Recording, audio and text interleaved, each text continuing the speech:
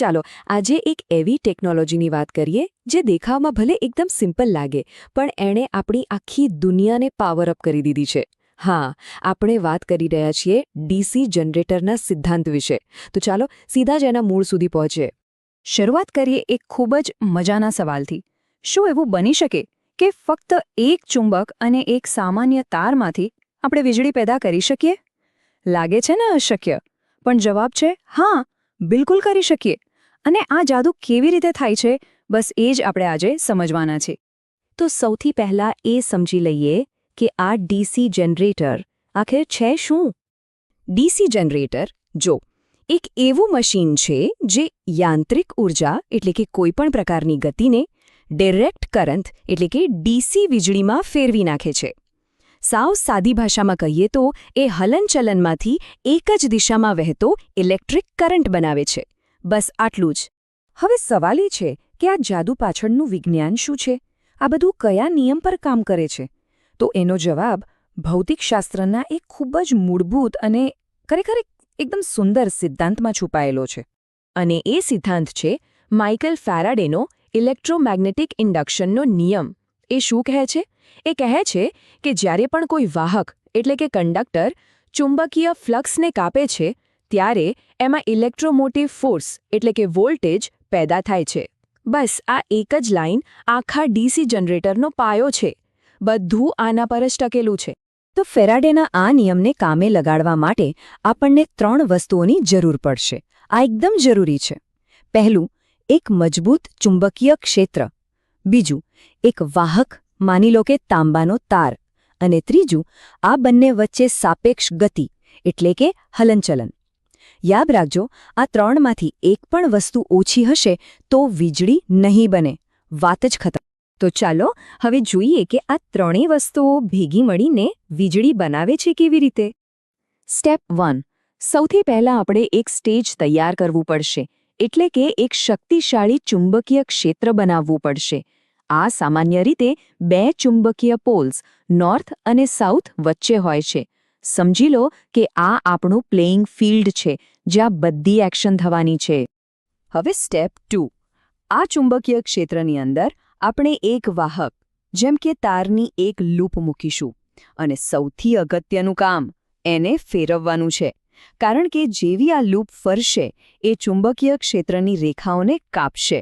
અને બસ જેવી એણે રેખાઓ કાપી તરત જ ફેરાડેનો નિયમ કામે લાગી જશે. ઓકે, તો વીજળી તો બની ગઈ, પણ એ કઈ દિશામાં વહેશે એ કેવી રીતે ખબર પડે? વેલ, એના માટે આપણી પાસે એક હેન્ડી ટૂલ છે, ફ્લેમિંગનો જમણા હાથનો નિયમ. આ એકદમ સરળ રીત છે એ જાણવા માટે કે પેદા થયેલો કરંટ કઈ તરફ જશે. અહીં સુધી તો બધું બરાબર લાગે છે નહીં? એકદમ સીધું અને સરળ. પણ અહીં વાર્તામાં એક મજેદાર ટ્વિસ્ટ છે. ખબર છે શું? આ જે ફરતી લૂપ છે ને એ કુદરતી રીતે ડીસી કરંટ બનાવતી જ નથી. તો થાય છે શું એ સમજો. જેમ જેમ આ લૂપ ફરે છે એમ દર અડધા ચક્કરે કરંટની દિશા પલટાઈ જાય છે. એટલે કે એ બનાવે છે ઓલ્ટરનેટિંગ કરંટ એટલે કે એસી, ડીસી નહીં. તો હવે આપણી સામે એક પ્રોબ્લેમ છે. આપણે બનાવવું છે ડીસી જનરેટર, પણ અંદર બની રહ્યું છે એસી. તો સવાલ એ છે કે અંદર બનતા આ એસી કરંટને બહાર આવતા સુધીમાં ડીસીમાં કેવી રીતે ફેરવવો? અને આ સમસ્યાનો જે ઉકેલ છે ને એ એકદમ જીનિયસ છે. જવાબ છે કમ્યુટેટર.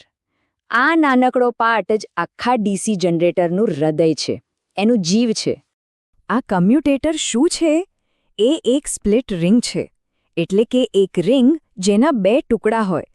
તમે એને એક જાદુઈ સ્વિચ સમજી શકો છો. એ શું કરે છે? એ બરાબર એકદમ પરફેક્ટ ટાઈમિંગ પર કનેક્શનને ઉલટાવી દે છે. ક્યારે? બરાબર એ જ ક્ષણે જ્યારે લૂપની અંદર કરંટની દિશા બદલાય છે. એકદમ પરફેક્ટ. ચાલો એને થોડું વધુ વિગતવાર સમજીએ.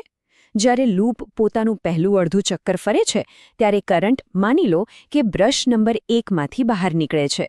હવે જ્યારે બીજું અડધું ચક્કર શરૂ થાય ત્યારે લૂપની અંદર કરંટની દિશા તો ઉલટાઈ જાય છે.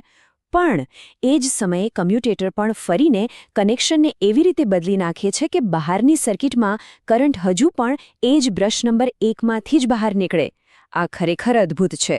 આ જ રીતે અંદરનો એસી બહાર આવતા સુધીમાં ડીસી બની જાય છે. તો આ આખી વાતમાંથી આપણને મુખ્ય શું શીખવા મળ્યું? ચલો ફટાફટ એક નજર કરી લઈએ. તો યાદ રાખવા જેવી 4 મુખ્ય વાતો. 1. જનરેટર ઇલેક્ટ્રોમેગ્નેટિક ઇન્ડક્શનના નિયમ પર ચાલે છે. 2.